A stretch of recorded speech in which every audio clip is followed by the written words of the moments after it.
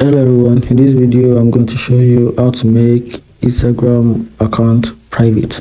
So for you to do that, you have to open your Instagram app on your phone. Once you do that, then you tap at the profile icon. Once you tap at it, then you come here and tap at this 3-line icon at the right top corner of the screen.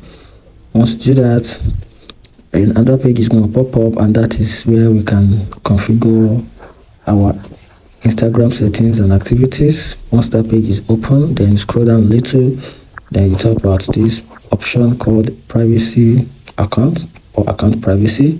Then you tap at it, then make sure this particular part is toggle on your Instagram account. You can see another prompt here, switch to private account. Then you're going to tap at the option which is switch to private.